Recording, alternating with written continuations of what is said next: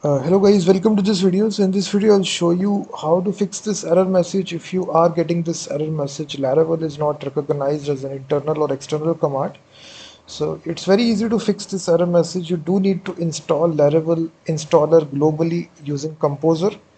So you should have Composer installed, which is a dependency manager for PHP applications if you want to install third-party packages. If you haven't installed this, simply type Composer download. So especially on Windows, it has a exe file, so it can easily download the setup file. So once Composer is installed, you can execute this command, which I will show you. So I have given this command in the description of the video.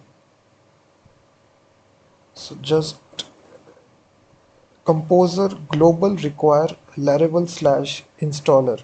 So just execute this command. So this will install Laravel globally inside your system. So So now it is installing Laravel inside your system. So this will hardly take 15 to 20 seconds, and then Laravel will be installed. And through that you will be able to create Laravel projects directly through the terminal. So just wait for the process to complete. So now after that, you simply type the command Laravel and new app. As soon as you execute this, Laravel will create a new project for you, and it is asking some questions. Would you like to install a starter kit? So here you can say none. Which testing framework you can say.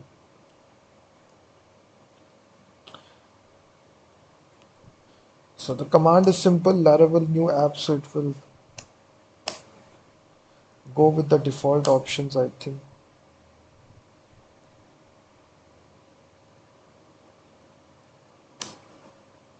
So then it will tell you this.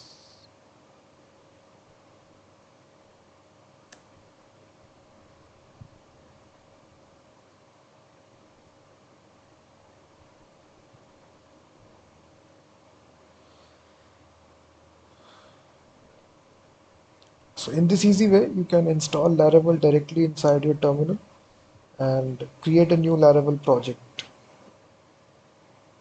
And also check out my website freemediatools.com, which contains thousands of tools.